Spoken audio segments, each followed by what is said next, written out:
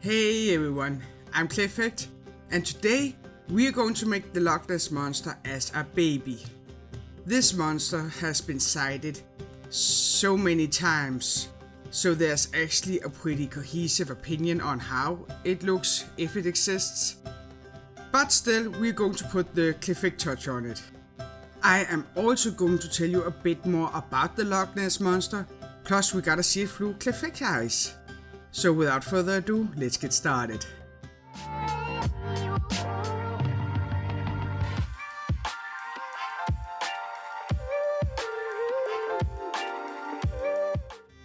Now many of you have probably seen the picture of the silhouette of the Loch Ness Monster. And judging by that picture, the shape is fairly easy. The only problem that I had with that silhouette picture as a reference photo was that to me it looked more like a swan than any type of monster.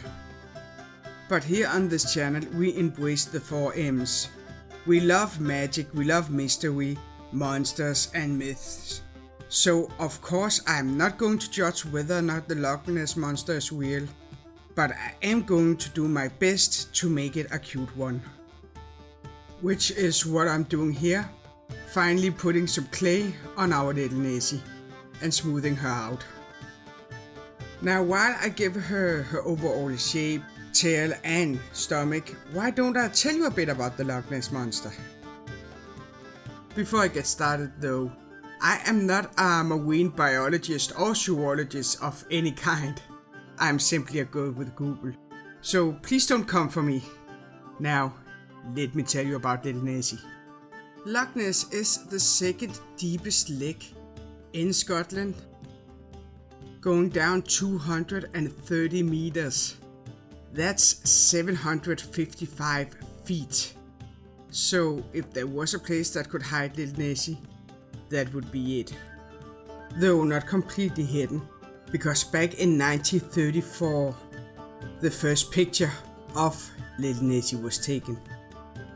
Now, since that time, many people have bunked and debunked poor Nessi many times over, making her quite the debate and mystery for people all over the world.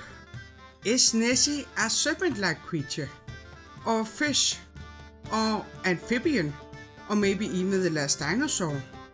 If Nessi was sighted back in 1934, is she still there now? How long is her lifespan? So many questions with so few answers is frustrating. So let's get back to the sculpture for a while, shall we? Where I've made a bunch of tiny circles that are carefully placed in order to make her scales. Now with my talent for engineering and my technical knowledge, I actually managed to make a hole puncher using a straw and some wire. So I'm not that technically adept, but it works. Even though here in Denmark we can't have plastic straws, you can't buy them. So I had to use a paper straw, which only made it more challenging. Now after I was done with the scales, I decided that I actually didn't like them. So I went in again with a spoon shaper tool, pushing a little indent into each scale in hope of making the scale look more like a scale, I guess, and also to give it a bit more dimension.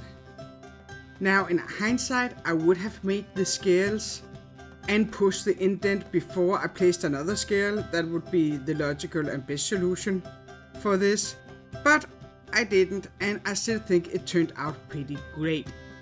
Now with his body textured and done, all I had to do was making some small half circles. I wanted our little Nessi to have some fin back thingies, floppers, I don't know what to call them, but you get the idea. I decided to go the more dinosaur-ish way with this sculpture, and you could also see that when I started working on the head. I wasn't quite sure on what kind of eyes I wanted for her. Now I was tempted to take either the yellow or the purple eyes simply because I was afraid the pink eyes was going to look too scary or creepy. But then I thought to myself, I'm Clayfect. I make cute on a daily basis. Of course I can make pink eyes look cute on this little one without it being too creepy or without making it look like it actually has pink eye. So I pushed through my doubts and got working on the face. And I am so happy with my choice and also with how the face came out.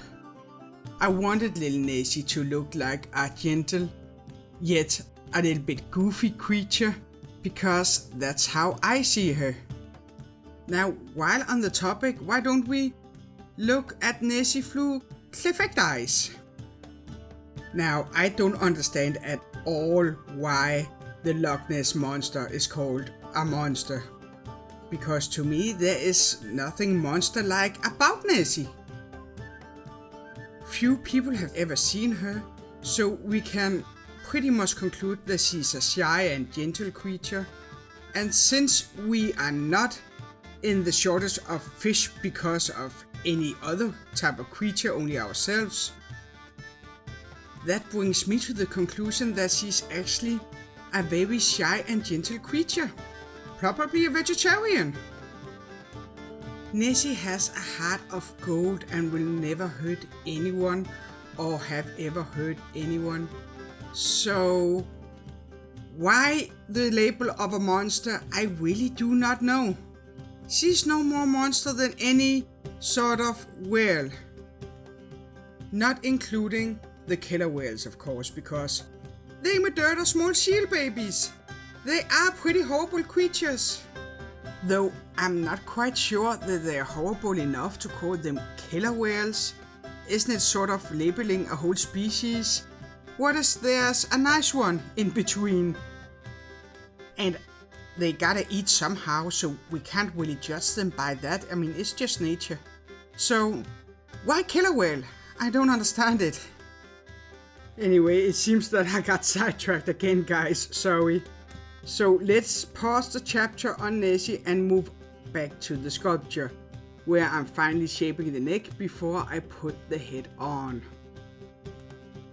Now, I had actually my problems here because Nessi has been pictured very differently and I wanted to put my own take on it. I mean, there's even a Pokemon inspired by Nessi.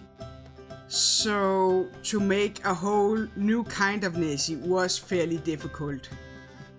That is why I made her a bit more cartoonish and again tried to make her look like a gentle giant.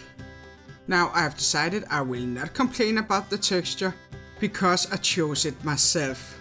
But you can imagine how much time it took. And it was pretty annoying that I had to place it just like I did with the body to make it look cohesive, even though, as I said, it would have been easier to push the indent in before I placed another scale. But that's enough about the texture.